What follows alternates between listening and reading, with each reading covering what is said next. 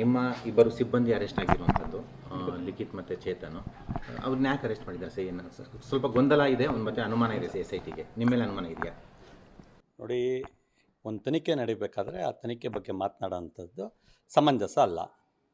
ಆ ತನಿಖೆ ಯಾವ ದಿಟ್ಟಿನಲ್ಲಾಗುತ್ತೆ, ಏನಾಗುತ್ತೆ ಅನ್ನೋದನ್ನು ಕಾದು ನೋಡೋ ಅಂಥದ್ದು ಒಬ್ಬ ಜವಾಬ್ದಾರಿಯುತ ವ್ಯಕ್ತಿಯ ಒಂದು ನೈತಿಕತೆ ಇರುತ್ತೆ. ಹಾಗಾಗಿ ನಾನು ಯಾವುದ್ರ ಬಗ್ಗೆನೂ ಕಮೆಂಟ್ ಮಾಡಲ್ಲ.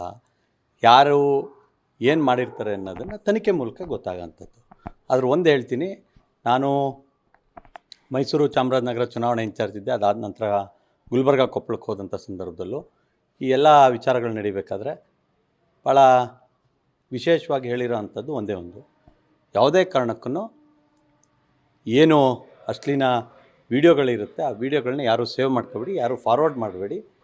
ಒಂದು ಸಾಮಾಜಿಕ ಜವಾಬ್ದಾರಿ ಇರುತ್ತೆ, ಆ ಜವಾಬ್ದಾರಿಯನ್ನು ನಿರ್ವಹಿಸಿ ಅಂತೇಳಿ ಪ್ರತಿಯೊಬ್ಬರಿಗೂ ಕೂಡ ನಾನು ಭಾಳ ಬಹಿರಂಗವಾಗಿ ನಮ್ಮ ಕಾರ್ಯಕರ್ತರ ನಡುವೆ ಹೇಳಿರೋ ಅಂಥದ್ದು ಗೊತ್ತು. ಯಾಕಂದರೆ ನಮ್ಮ ಹಿರಿಯ ನಾಗರಿಕರೆಲ್ಲರೂ ಮತ್ತು ಜವಾಬ್ದಾರಿಯುತ ಸಂಘ ಸಂಸ್ಥೆಗಳ ಎಲ್ಲ ವ್ಯಕ್ತಿಗಳು ಕೂಡ ನನ್ನೊಟ್ಟಿಗೆ ಚರ್ಚೆ ಮಾಡ್ತಾಯಿದ್ರು.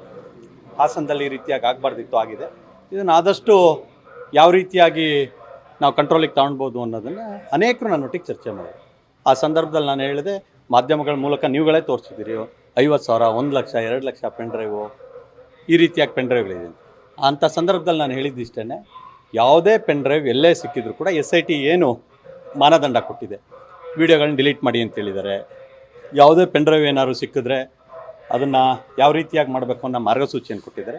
ಅದನ್ನು ಅನುಸರಿಸಿ ಯಾವುದೇ ಕಂಪ್ಯೂಟ್ರಲ್ಲಿ ನೀವು ಡೌನ್ಲೋಡ್ ಮಾಡ್ಕೋಬೇಡಿ, ಫಾರ್ವರ್ಡ್ ಮಾಡಬೇಡಿ, ಲ್ಯಾಪ್ಟಾಪ್ಗಳಲ್ಲಿ ಹಾಕಬೇಡಿ, ಏನು ಹೇಳಿದ್ದಾರೆ ಅದನ್ನು ಪಾಲಿಸಬೇಕು ಅಂತ ಭಾಳ ಶಿಸ್ತಿಂದ ನಾನು ಕೂಡ ಒಬ್ಬ ಜವಾಬ್ದಾರಿಯುತ ವ್ಯಕ್ತಿಯಾಗಿ ಭಾಳ ಕಡಾಖಂಡಿತವಾಗಿ, ಕನಿಷ್ಠ ನನ್ನ ಸಿಕ್ಕಲ್ಲಿ ಯಾವುದೇ ಕಾರ್ಯಕ್ರಮಕ್ಕೆ ಹೋಗಲಿ, ಚುನಾವಣೆ ಮುಗಿಸಿ 4ನೇ ತಾರೀಕು ಬಂದೆ ನಾನು, ಅಲ್ಲಿಂದ ಇಲ್ಲಿ ತನಕ ಪ್ರತಿಯೊಬ್ಬರಿಗೂ ಹೇಳ್ತಾ ಬಂದಿದ್ದೀನಿ.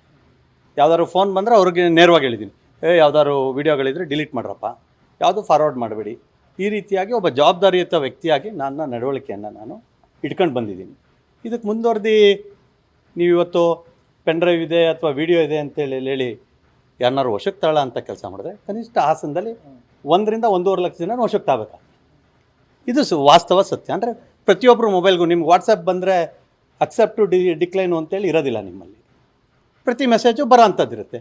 ಆ ರೀತಿಯಾಗಿ ಫಾರ್ವರ್ಡ್ ಆಗಿರೋ ಅಂಥದ್ದು ಸರ್ವೇ ಸಾಮಾನ್ಯ. 1-1.5 ಲಕ್ಷ ಜನರು ಮೊಬೈಲಲ್ಲಿರೋ ಅಂಥದ್ದನ್ನು ನೀವು ಯಾರೋ ನಿರ್ದಿಷ್ಟವಾಗಿ ಒಬ್ಬರು ಇಬ್ಬರ ಹತ್ರ ಮಾತಾಡಿದ್ರೆ ಅದರಲ್ಲಿ ಏನೂ ಉಪಯೋಗ ಇರೋಲ್ಲ. ಹಾಗಾಗಿ ತನಿಖೆನ ಭಾಳ ವ್ಯವಸ್ಥಿತವಾಗಿ ಮಾಡೋ ಅಂಥದ್ದು ಭಾಳ ಅವಶ್ಯಕತೆ ಇದೆ. ಅವರು ಯಾರ ಹತ್ರ ಒಬ್ಬರ ಹತ್ರ ಸಿಕ್ಕಿದೆ ಅಂತೇಳಿ ಹೇಳಿದ್ರೆ ಎಲ್ಲಿ ಸಿಕ್ತು ಅನ್ನೋದ್ರ ಬಗ್ಗೆ ಮಾಹಿತಿ ಮಾಡ್ತಾರೆ. ಹಾಗಾಗಿ ಹೆಚ್ಚು ಇದ್ರ ಬಗ್ಗೆ ಬೇರೆ ರೀತಿಯಾದಂಥ ಅರ್ಥ ಕಲ್ಪಿಸುವಂಥದ್ದು ಅವಶ್ಯಕತೆ ಇದೆ. ನ್ಯೂಸ್ ಫಸ್ಟ್, ನಿರ್ಭೀತಿಯಿಂದ ನಿಮ್ಮ ಪರವಾಗಿ.